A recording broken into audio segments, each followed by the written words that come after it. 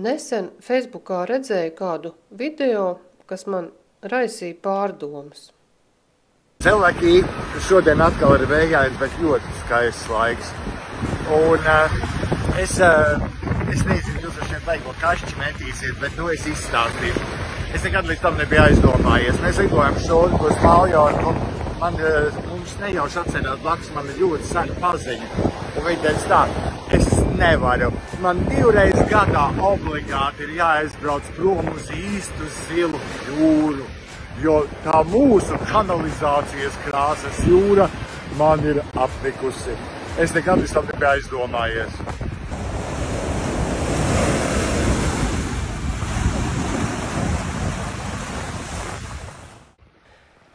Es par to sen jau biju aizdomājusies.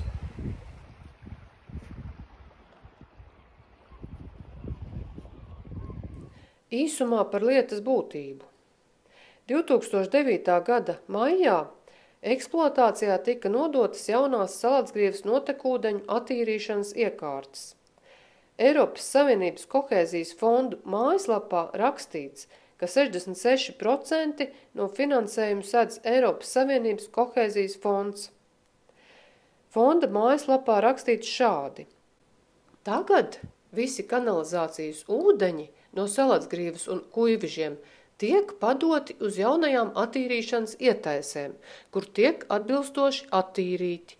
Tādējādi vide vairs netiks piesārņota un ievērojami uzlabosies gan ūdens kvalitātes aizsardzība Rīgas jūras līcī, gan izplūdes kvalitāte un dūņu apstrāde, kas tagad pilnībā atbilst Eiropas Savienības direktīvām un Latvijas Republikas normatīvo aktu prasībām.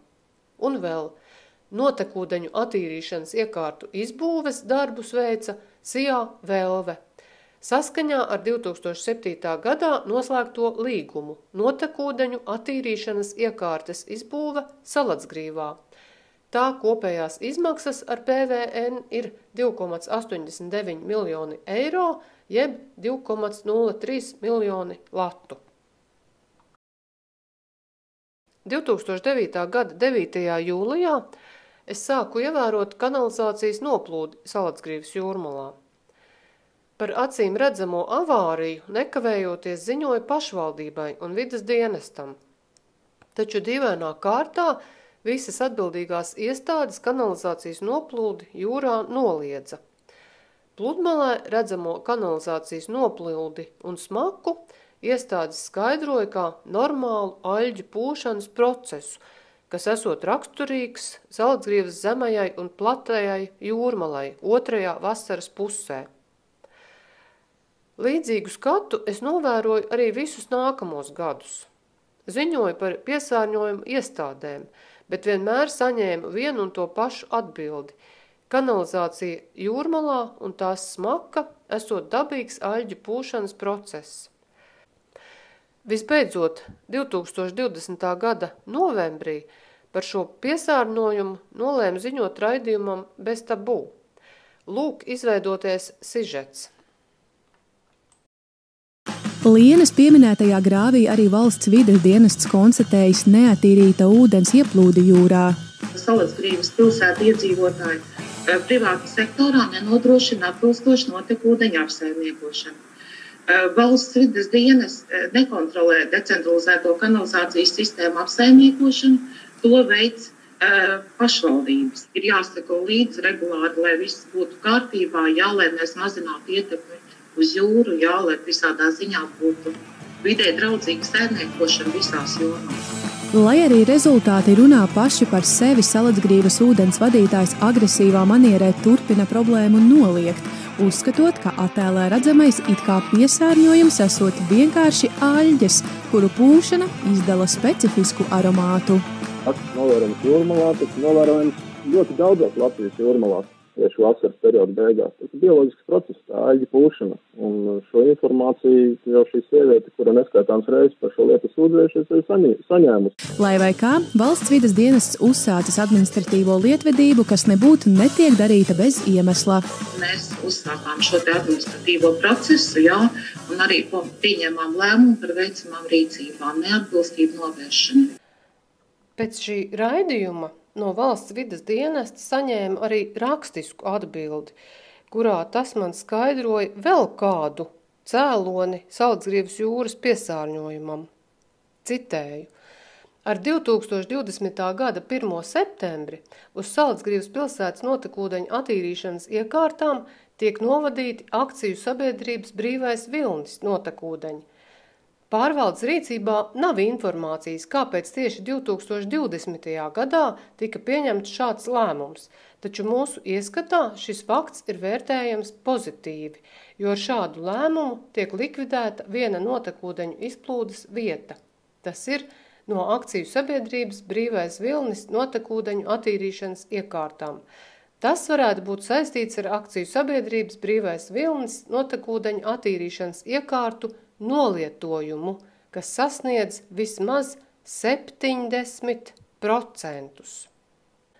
Šobrīd akciju sabiedrības Brīvais Vilnis notekūdeņu attīrīšanas iekārtas ir iekonservētas un tiks demontētas.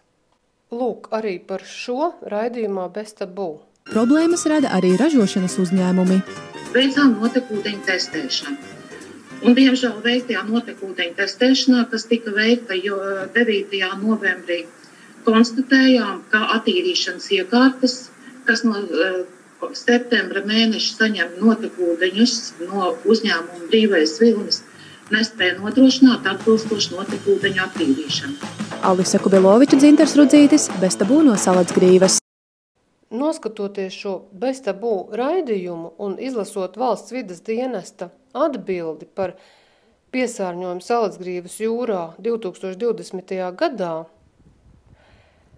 man paliek 2 jautājumi, uz kuriem es vēlētos saņemt godīgas atbildes. Pirmais. Vai 2024. gadā Salacgrīvas notekūdeņu attīrīšanas iekārtas beidzot spēja attīrīt pilnīgi visus Salacgrīvas un Kuivižu kanalizācijas notekūdeņus? Ja jā, kas tieši ir izdarīts pa šiem 3 gadiem, lai to beidzot spētu? Un otrs, vai 2024. gadā akciju sabiedrība Brīvais Vilnis ir uzbūvējis jaunas ražošanas notekūdeņu attīrīšanas iekārtas? Paskaidrošu, kādēļ man ir sajūta, ka godīgas atbildes uz šiem 2 jautājumiem pagaidām nevar būt pozitīvas. Tādēļ, ka 2024. gadā Salacgrīvas pludmalē jūlija mēnesī peldēties nebija ieteicams. Attēlā var redzēt peldūdens monitoringa datus, kas publicēti Veselības inspekcijas mājaslapā. Salacgrīvas pludmale jūlijā bija 3. piesārņotākā Latvijā. Pirmajās vietās bija 2 Rīgas pludmales – Ķīpsalā un Lucavsalā. Salacgrīvā nav novērojams nec liels cilvēku, ne siltasiņu dzīvnieku, ne ūdens putnu blīvums peldvietas tuvumā, kas varētu veicināt piesārņojumu. Ja visas vides dienesta 2020. gadā norādītās neatbilstības būtu likvidētas, tad peldūdens kvalitāte Salacgrīvā būtu viena no labākajām Latvijā. Otrkārt, kā vienmēr apsekoju Salacgrīvas jūrmalu vietā, kur katru gadu novērojama kanalizācijas noplūde jūrā. Šī gada vasarā jūra visu laiku bija savienota ar krastu, tādēļ kanalizācijas noplūdē nebija iespējams izsekot. Tikai tagad, oktobrī, kad jūra beidzot atkāpās, varēja pa sauszemi aiziet tālajā pastaigā līdz piesārņojuma vietai. Diemžēl nekas nav mainījies. Viss liecina par kārtējo kanalizācijas noplūdi jūrā. Vēlos uzsvērt, ka utopiskā ideja par klimata neutralitāti man nav pieņemama, jo ir kaitīga mūsu zemei un tautē. Man zaļais kurs Latvijā nozīmē ieviest labāko attīstīto valstu pieredzi un tehnoloģijas, lai pārstrādātu atkritumus un kanalizācijas notekūdeņus. Tas, manuprāt, ir galvenais, kas šeit Latvijā vides labā šobrīd būtu jādara.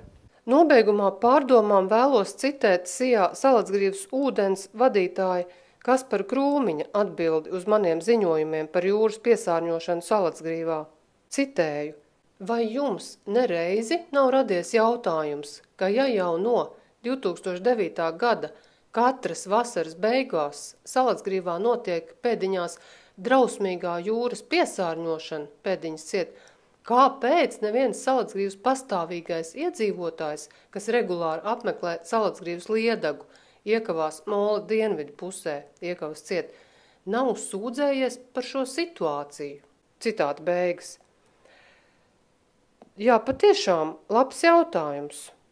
Varbūt tiešām tāpēc, ka vienkāršāk ir vismaz 2 reizes gadā aizbraukt prom uz īstu, skaistu zilu jūru, nevis būt vērīgam un rīkoties, lai Latvijā nepieļautu dabas piesārņošanu.